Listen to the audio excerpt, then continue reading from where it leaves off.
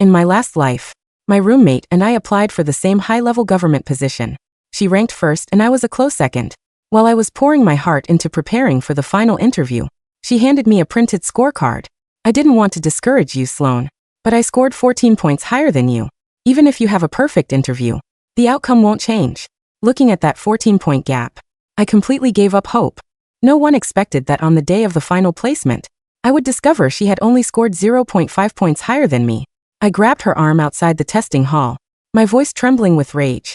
Why did you lie to me? She just gave a cold, dismissive snort. Is what I did illegal? It was just a little white lie, Sloan. A bit unethical, sure, but effective. This job is mine now. I wanted to expose her fake persona on social media and show the world who she really was. But on my way to file a formal complaint, I was struck and killed by a speeding semi-truck. After my death, she spread rumors online, claiming I couldn't handle the failure and chose to unalive myself. She built her career on the ruins of my life, getting promoted and giving interviews with a poised, graceful smile. Now I have been given a second chance. I look at my roommate sitting nearby, and a cold smirk touches my lips. Flown. If you want my honest opinion, you should probably just stop trying. My score is 14 points higher than yours. After all, Serafina Thorne pushed the scorecard toward me, her eyes crinkling in a fake, sweet smile. I stared at the numbers on the screen, my throat feeling tight as I dug my fingernails into my palms. Pain was sharp and real. It seemed I wasn't dreaming. I had actually been reborn. I grit my teeth, forcing myself to suppress the white-hot hatred burning in my chest. In my previous life, she did the exact same thing, handing me that Photoshop scorecard. Seeing that massive gap, I had lost all motivation to study for the interview. We had applied for the same administrative role, and there was only one opening. She was the top candidate and I was the runner-up. She really was 14 points ahead. No amount of preparation would have closed the distance. I had barely skimmed my notes for 2 days before walking into that interview like a zombie. It wasn't until I was standing outside the hall that I realized the truth. She had faked her score. She was only 0.5 points ahead of me, but those 2 months of depression and lethargy had ruined my performance. After the interview, I cornered her. Why did you lie to me? I couldn't believe I had been so easily manipulated. After everything I did for her, she had claimed she couldn't focus on studying at her parents' house, so I let her move into my apartment. I never asked her for a single cent in rent or grocery money. If she had won fair and square, I would have been the first to congratulate her. Back then, Serafina had simply shaken off my hand. Your parents pay for your rent and your life, so you can study without a care in the world. But what about me? If I don't get this job, my mother will drag me back to our hometown to marry some local creep. Why should you have it all? I just couldn't stand looking at you. Since I was in first place, I decided to play with the numbers to mess with your head. Is that a crime? It's just business, Sloan. Who's going to stop me? Your mental state is trashed. So I know you blew that interview. This position belongs to me. The triumph in her eyes have been sickening. I clenched my fists, entire body shaking with fury. Serafina had just grabbed her designer bag and walked past me. I decided right then to expose her lies to the public. I pulled out my phone to start recording a video, but a truck barreling down the street ended everything. As my spirit hovered over the scene, I saw her slip a wad of cash to the driver. There were no cameras at the intersection, and she stood as the sole witness. He told the police. I was devastated by my failure and walked into traffic on purpose. I became a tragic cautionary tale for everyone in the city. My parents' hair turned white overnight from grief.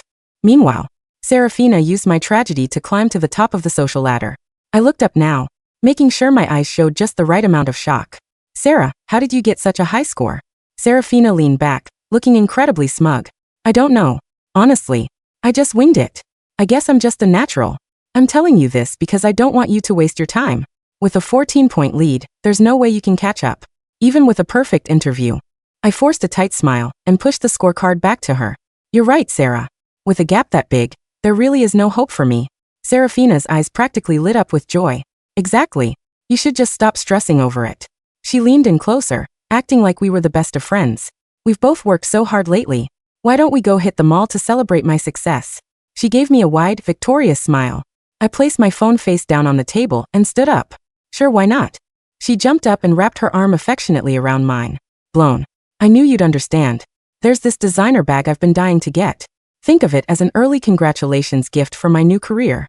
In my last life, she used excuses like this to drain me of so much money and belongings. I let my eyes get a little watery. Sarah, I'm really not in the mood for shopping after seeing those scores. Actually, I'm feeling pretty broke. Could you maybe buy me a coffee instead?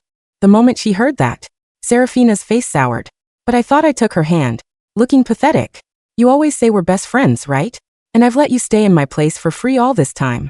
I'm just so heartbroken over failing this exam. Serafina gritted her teeth, clearly annoyed. Fine. I guess I can buy you a coffee. But you're definitely buying me that bag later. I looked at the greed shimmering in her eyes and felt a cold stone settle in my stomach. Serafina, I am going to make you pay back every single thing you owe me. When we got to the mall, I didn't hold back. I walked straight to the most expensive cafe and ordered the priciest seasonal drink on the menu. Fiona looked like she was in physical pain as she swiped her card, but she didn't say a word. I took a slow sip of the coffee.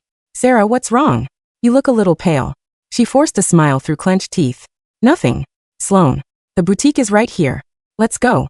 She practically dragged me into a high-end luxury store. She pointed out a bag that was so expensive, even I wouldn't have bought it for myself. She was truly trying to bleed me dry. Serafina immediately had the sales associate take the bag down for her. She draped it over her shoulder and strutted in front of the mirror. Sloan, what do you think? Does it suit a high-level government official?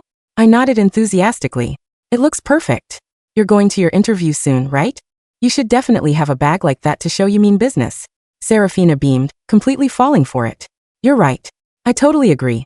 When it came time to pay, she kept lingering and glancing at me, waiting for me to pull out my card. I just stared blankly at a display of scarves. Eventually her face darkened.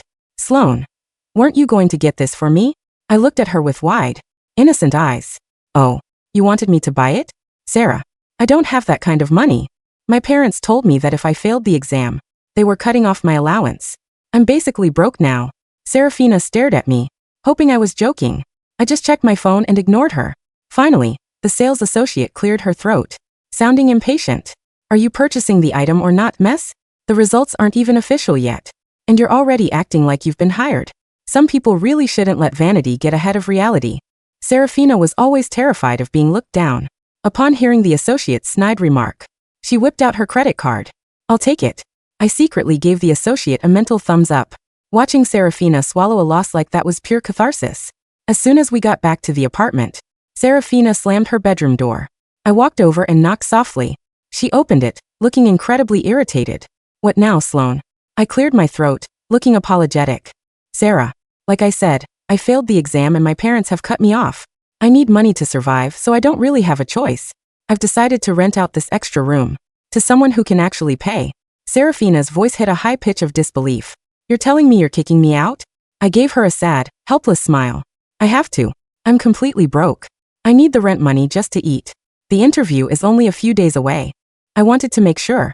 She didn't have a single second of peace to prepare. You can't do this. My interview is in 3 days. I don't have time to find a new place. Can't you just be a human being for once and give me a break? She clearly had no intention of leaving the comfort of my home. Sarah, it's already done. I've signed a short-term lease with a family of 3, and they're moving in tomorrow. I'm moving out too. I found a tiny studio apartment nearby. Do you want to share the bed with me there? I had to play the part perfectly. I took Serafina to see the studio I had supposedly rented. It was a cramped, dingy place in a bad neighborhood. She took one look and curled her lip in disgust. I had already packed my bags days ago in secret. Serafina, however, was caught completely off guard. All night long I listened to the sound of her, frantically throwing things into suitcases, and crying. The next morning, she had massive dark circles under her eyes. I picked up my bags and headed for the door. Good luck with everything, Sarah. I hope you get the job. See you around.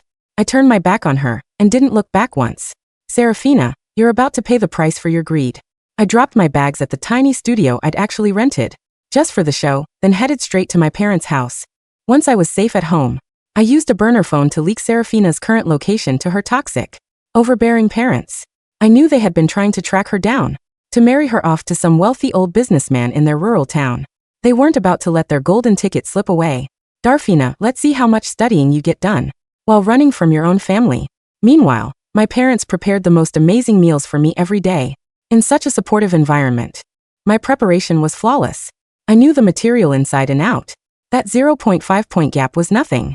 A couple of days before the interview, I went for a walk to clear my head. To my surprise, I ran into Serafina on the street. She looked absolutely exhausted, like she hadn't slept in a week. When she saw me, she grabbed my arm like I was her last hope. Sloan. She looked down at the stack of books I was carrying. What is all that? I kept my expression neutral. Oh, just some self-help books on how to deal with failure. My skin has been looking so dull from all the stress. Since I already blew the exam, I figured I should at least try to look decent while I look for a retail job. A flicker of her old arrogance returned to her eyes. So you haven't been studying at all? I shrugged. You're 14 points ahead of me, Sarah. No amount of studying could bridge that gap. I've basically given up anyway. What did you want to tell me? Serafina stood a little taller, basking in her sense of superiority. Nothing much. I just wanted to tell you not to be too depressed. Even if you have zero chance, should at least show up for the experience. The days flew by, and finally the morning of the interview arrived. I wore a professional suit my mother had picked out, and arrived at the testing center early. When Serafina saw me, she scowled. What are you doing here? I was ready for her. I worked hard to get this far, so I figured I might as well show up, so the application fee doesn't go to waste. I'm sure I'll fail though. I haven't looked at a single practice question. Already looking into becoming a flight attendant. Serafina bit her lip to hide a smile. Don't worry, Sloan. Maybe you'll have better luck next year. With that, the interviews began. Serafina was the top-ranked candidate on paper, so she went first. When she came out 20 minutes later, she looked pale and shaken. Before she could say anything to me, the proctor called my name. The interview was a breeze. I answered every question with confidence and precision. When I saw the lead interviewer nodding with a satisfied smile, I knew I had nailed it. As I stepped out of the room, Serafina grabbed my wrist. Sloan, how was it? I let out a long, heavy sigh. It was a disaster. I wasn't prepared at all. The questions were so aggressive and confusing. I felt like I was speaking a different language. Serafina's eyes narrowed as she processed this, a look of deep thought crossing her face. Over the next week, while waiting for the final results, I made a show of sending out resumes for entry-level office jobs. I didn't know for sure if I had closed the gap, but I had to keep moving forward. Finally, the day the results were posted arrived. My hands were shaking so hard I could barely type on the keyboard. My mother stood behind me, her hand on my shoulder, trembling just as much. Suddenly my father's voice boomed from the other side of the room. Sloan, you did it. You're the one they picked. Before I could even celebrate, someone started pounding violently on our front door. I walked over and swung it open. Serafina was standing there, her face contorted with rage, veins bulging in her neck. Sloan Sterling, I was the #1 candidate. Why the hell was your name on that list and not mine? I leaned against the doorframe and looked at her calmly. Why shouldn't it be my name? I had a higher score than you. This is a fix. Your family must have bribed someone. I'm reporting you to the ethics committee. As she turned to stomp away, I spoke in a quiet, chilling voice. You photoshopped your score to be 14 points higher. Serafina, did you actually start believing your own lie? Serafina's face underwent a violent transition. The arrogant, righteous indignation that usually sat so comfortably on her features crumbled, leaving behind a pasty, sweating mask of raw panic. What did you just say? She stammered, her voice dropping an octave, losing its sharp, demanding edge. You've lost your mind, Sloan. You're making up ridiculous lies because you can't accept that I beat you. I worked for my score. I earned it. I didn't answer right away. I merely stepped back, inviting her into the entryway of my parents' home with a polite, mocking sweep of my hand. Cool me. Inside Serafina. Don't shout on the porch. My neighbors actually have respectable lives. They don't need to hear your desperate screeching. She lunged forward, crossing the threshold with fists clenched so tightly her knuckles were white. My parents stood just behind me in the hallway. My father, a tall man with a quiet, imposing presence, crossed his arms. My mother kept a protective hand on my shoulder, her eyes cold as she stared at the girl we had housed and fed for months for free. Serafina, my father said, his voice deep and steady. I suggest you calm down. You are in our home. Your daughter is a thief. Serafina shrieked, pointing a trembling finger at me. She stole my position. The Ministry of Administration posted the final selection list today, and her name is at the top. I was the rank 1 candidate. I had a 14-point lead. The only way she could have gotten this job is through bribery or corruption. I am going to report this to the ethics committee, to the ministry, to the media. I will ruin her. I let out a soft, dry laugh. It was a sound I had waited a lifetime, 2 lifetimes, in fact, to make. Go ahead, I said, pulling my phone from my pocket. Call them. In fact, let me help you. Do you want the direct line to the ministry's internal affairs and disciplinary commission? Or perhaps you'd prefer the public fraud hotline? Serafina sneered, though a flicker of doubt danced in her eyes. You think you're so smart, Sloan. You think your family's little middle-class connections can shield you from a federal investigation? Serafina, I said, stepping closer until I could smell the cheap, heavy perfume she had sprayed on herself to match her new designer bag. The Ministry of Administration doesn't accept bribes, but they do take public document forgery very, very seriously. I tapped my phone screen and turned it toward her. On the screen was an email from the ministry's official portal, dated 3 days ago.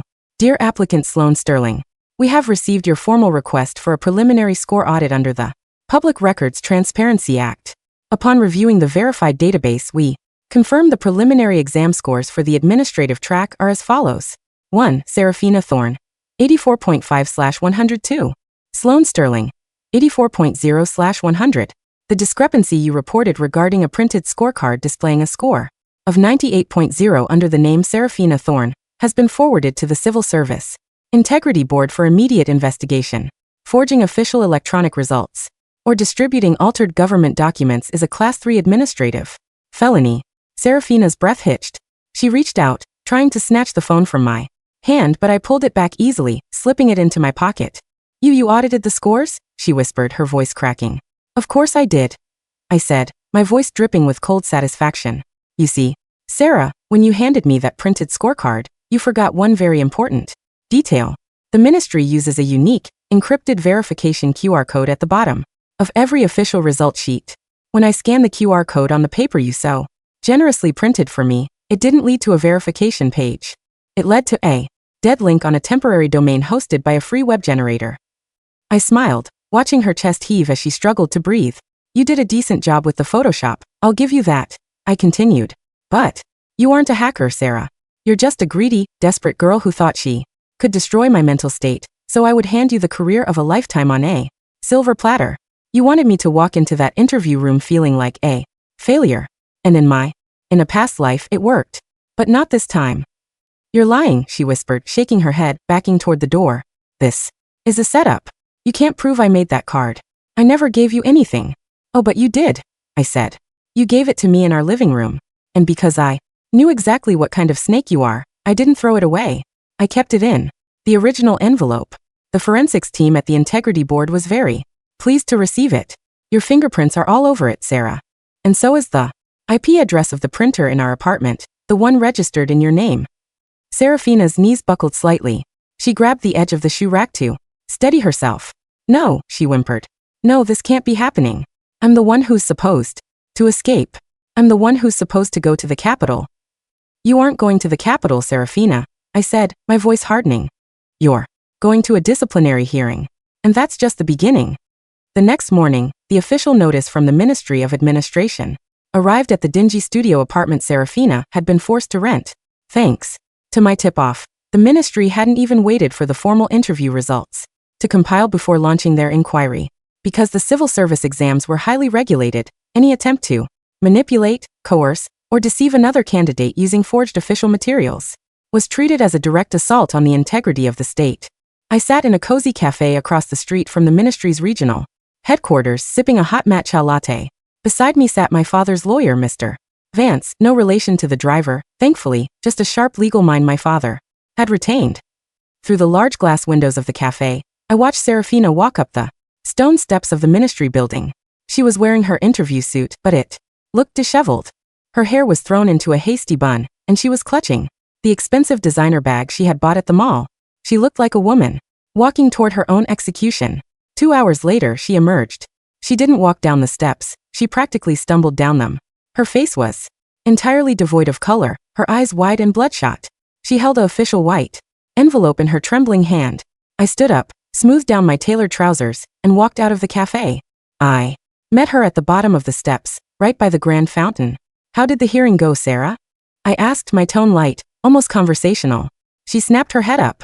When she saw me, a look of pure, unadulterated venom crossed her face. You did this to me. You ruined my life. They disqualified me. They blacklisted me from the civil service for 10 years. 10 years, Sloan. Do you know what that means? My career is over before it even started.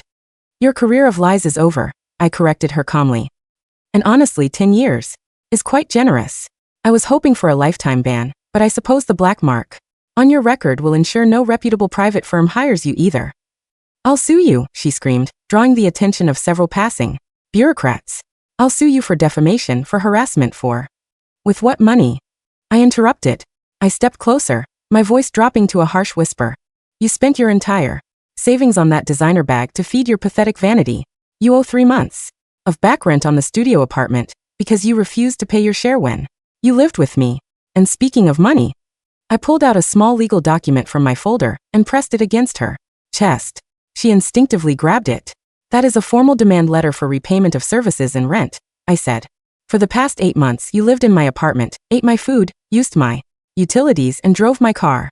I have compiled every single receipt, every grocery bill, and every bank statement showing that you didn't contribute a single penny. The total comes to $12,000. If you do not deposit the full amount into my account within 7 days, Mr. Vance will file a civil lawsuit. We will garnish whatever pathetic wages you make, and we will seize that precious designer bag right off your shoulder. Serafina looked down at the document, as if it were a poisonous viper. You said I was your best friend. You said you wanted to help me. I was helping a friend, I said, my eyes cold as ice. But you aren't a friend, Serafina. You're a parasite. You took my kindness, chewed it up and spat it back in my face. Let's just say I finally woke up. I see you for exactly what you are. You're a monster, she hissed, tears finally spilling over her lashes. You're heartless. No, I replied, leaning in so close my breath brushed her ear. I'm just a very quick learner. Have a nice day, Sarah. I turned on my heel and walked away, leaving her sobbing by the fountain, clutching her worthless bag and a stack of legal threats. The beauty of a second chance at life is knowing exactly where the landmines are buried. In my previous life, Serafina had successfully hidden her family background from me for a long time. She had painted herself as a tragic victim of an oppressive, backward family, which had made me feel incredibly sympathetic toward her. But during my time as a wandering spirit, hovering over the aftermath of my own death, I had learned the dirty truth. Serafina's family wasn't just traditional or strict. They were greedy, manipulative opportunists. Her father, Silas Thorne, was a heavy gambler who owed a massive debt to a local loan shark in their rural hometown. Her mother, Maeve, was a bitter woman who viewed her daughter solely as a financial asset. They had arranged a marriage for Serafina with a 50-year-old, twice divorced, local mining magnate named Mr. Gable. Gable had promised to clear Silas's gambling debts and give the family a massive cash dowry in exchange for Serafina's hand. Serafina had fled to the city under the guise of taking the civil service exam, promising her parents that if she got a high-level government job, she would be able to send them even more money and elevate their social status. But now, she had been disqualified and blacklisted. She had no job, no money, and a looming lawsuit from me. On the third evening after the results were posted, I sat in my car parked down the street from Serafina's dingy studio apartment. I had a pair of binoculars in my hand. At exactly 7 p.m., a rusted, battered green minivan with out-of-town license plates pulled up to the curb. Out stepped Silas and Maeve Thorne. Silas was a gaunt man with yellowed teeth and a permanent scowl, wearing a faded jacket. Maeve was a stout woman with sharp, mean eyes clutching a cheap plastic purse.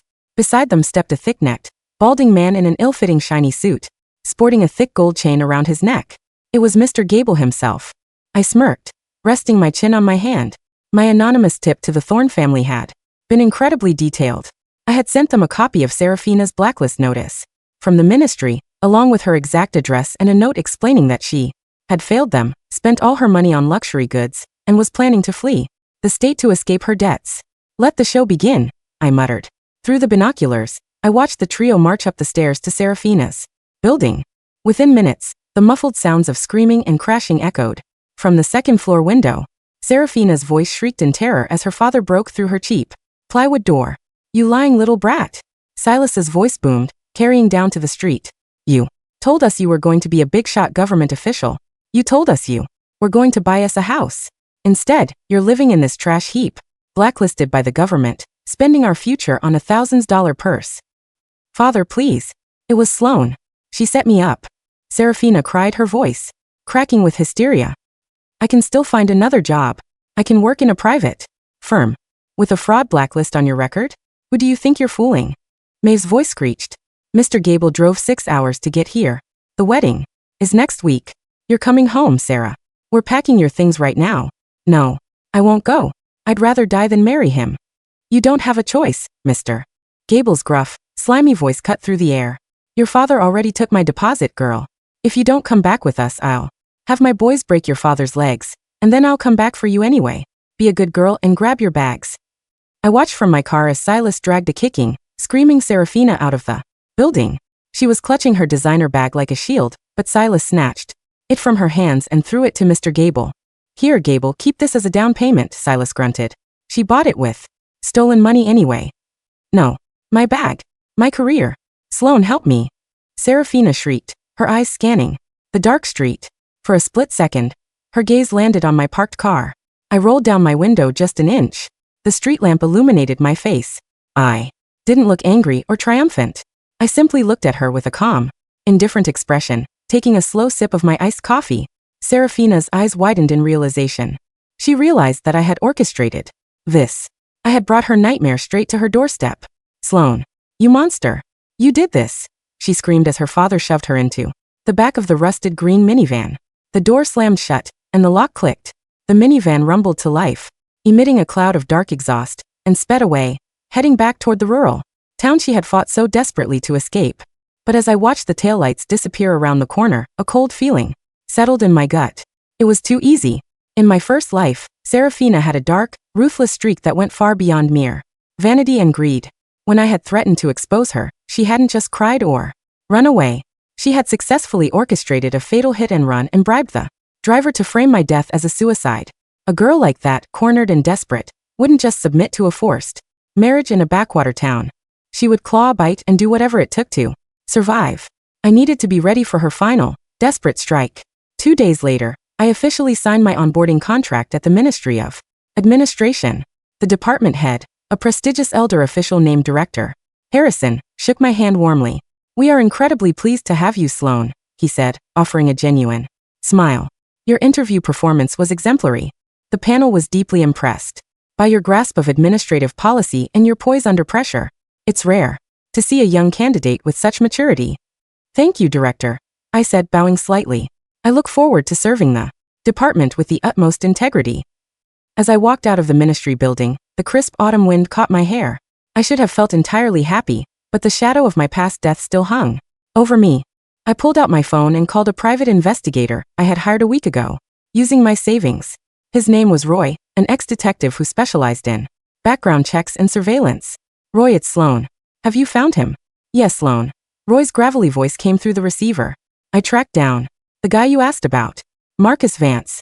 He runs a shady independent towing and transport business on the outskirts of the city. He's got a record, mostly insurance fraud, reckless driving, and a couple of assault charges that got dropped due to lack of witnesses. The guy is a thug for hire. If you pay him enough, he'll make accidents happen on the road. My breath caught in my throat. Marcus Vance, the very same truck driver who had killed me in my past life. Is he in contact with anyone from the Thorne family? I asked, my hand tightening around the phone. As a matter of fact, yes, Roy said, his tone turning serious. I've been monitoring Vance's phone logs through a contact of mine. Yesterday morning he received 3 calls from a prepaid burner phone. The signal bounced off a tower in that rural town where Serafina Thorne's family lives. A chill ran down my spine. Do you have the audio? No, but I have something almost as good.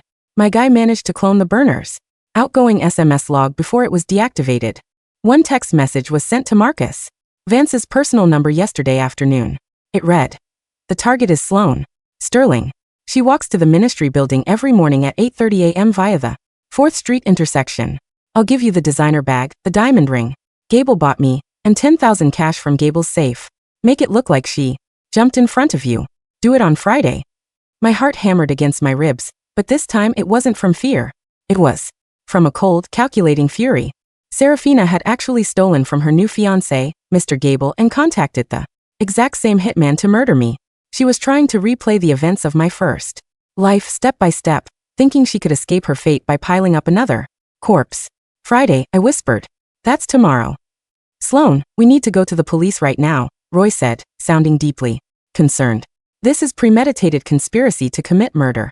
I can hand this text log over to my former colleagues in the Major Crimes Division. They'll lock her and Vance up before they can even touch you. No, I said, my voice eerily calm. If we just hand over the texts, a good lawyer might argue the burner phone can't be directly linked to Serafina without physical possession of the device. And Vance might claim he didn't agree to the hit. I want them caught in the act. I want there to be absolutely no way out for Either of them. Sloan, that's incredibly dangerous. You're talking about putting yourself in front of a speeding semi-truck again. I'm not putting myself in danger, Roy, I said, a cold smirk touching my lips. I'm setting a trap. And this time, I'm the one holding the remote. Friday morning arrived, draped in a thick gray fog. The air was freezing, and the streets of the city were slick with morning dew. I wore my black wool coat, carrying my leather briefcase, walking down 4th Street just as I had done in my previous life. My heart paced steadily, a drumbeat of anticipation rather than dread. As I approached the busy intersection of 4th and Elm, I noticed a large, battered blue semi-truck idling in the alleyway across the street. Its engine rumbled like a sleeping beast, dark exhaust puffing into the cold air. Through the cracked windshield, I could make out the silhouette of a burly man with a scruffy beard, a baseball cap pulled low over his eyes. Marcus Vance. And parked further down the block, almost hidden behind a delivery van, was a cheap, dented sedan. Inside the passenger seat, a woman sat huddled in a hood, her face pale, staring at me with wide, manic eyes. Serafina. She had actually escaped her family, stolen Gable's money, and come back to the city to watch me die. She wanted to witness the moment her path to victory was cleared. She wanted to see my body broken on the asphalt, so she could spin her web of lies once again. I stopped at the edge of the crosswalk. The pedestrian light was red. I took out my phone and looked at the screen. I had a live audio feed running. Under my coat, I was wearing a high-grade wireless lapel microphone. Are you in position, Roy? I whispered. We're here, Sloan. Roy's voice came through my tiny earpiece.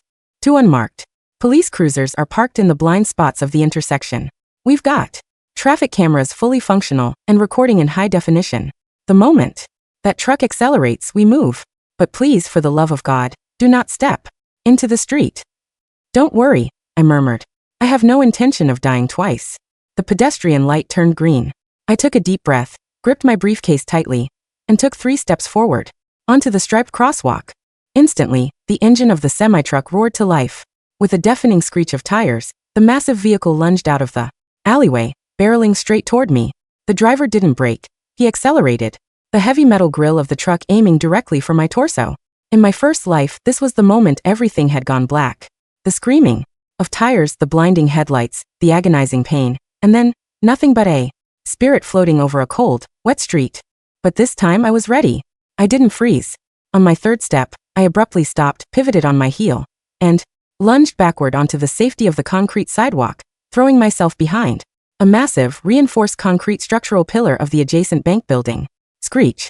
The truck swerved violently, trying to correct its course to hit me, but instead, it slammed directly into the steel traffic pole right in front of the bank. The impact was deafening. The hood of the semi-truck crumpled like paper, sparks flying into the air as the traffic light shattered onto the pavement. Before the smoke could even clear, the sirens wailed. 2 unmarked black SUVs spun out from the side streets, blocking the intersection entirely.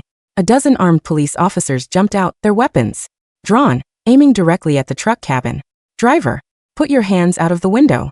Do it now, an officer roared through a megaphone. Marcus Vance, dazed and bleeding slightly from his forehead, raised his hands in surrender, coughing through the deploying airbags. At the same time, the dented sedan down the street threw its gears into reverse, trying to speed away.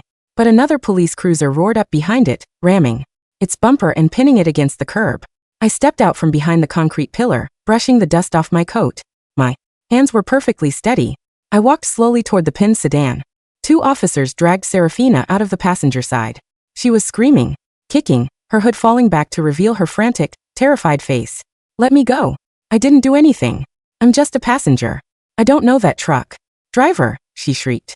Serafina Thorne, Detective Miller, Roy's former colleague, said as he slapped a pair of heavy steel handcuffs onto her wrists.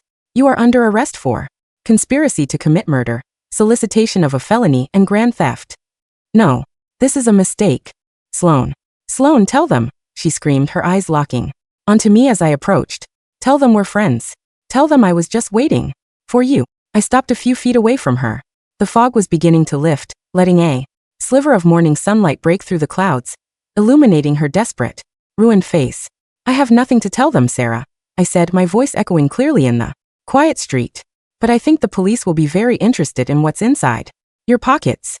Detective Miller reached into her coat pocket and pulled out a prepaid burner phone, along with a thick velvet pouch containing a glittering diamond ring and a stack of banded $100 bills.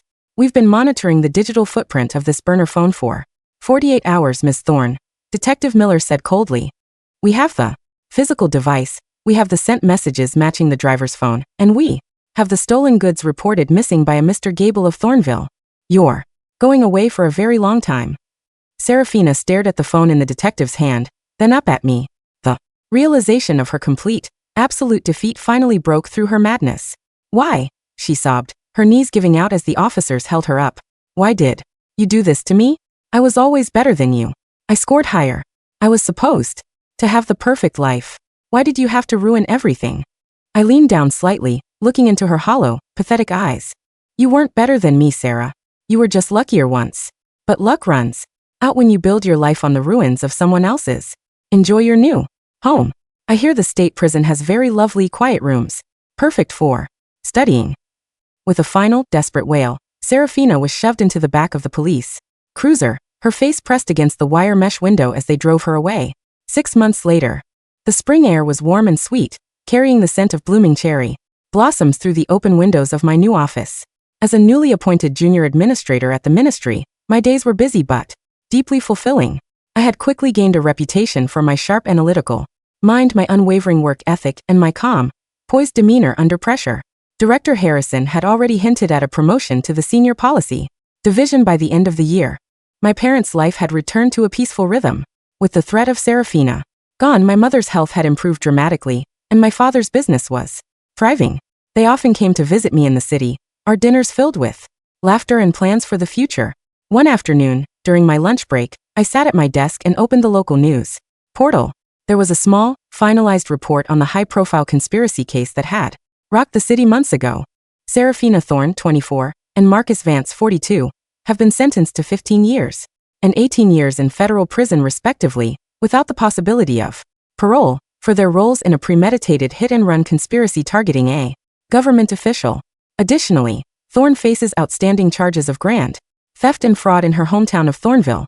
I stared at the black and white mugshot of Serafina. Her hair was cropped short, her face gaunt and lifeless, devoid of any of the smug, graceful vanity she had once worn like armor. I slowly closed the browser tab. I took a sip of my warm tea, looking out the large glass window of my office. Below, the city was bustling with life, people rushing to and fro, chasing their dreams under the vast, clear blue sky. My first life had ended in darkness, on a cold, wet street, forgotten and slandered. But today, I stood in the light. I had rewritten my destiny, protected the people I loved, and claimed the life that was rightfully mine. I stood up, adjusted the collar of my professional suit, and walked out of my office to attend the afternoon briefing, a quiet, genuine smile on my lips.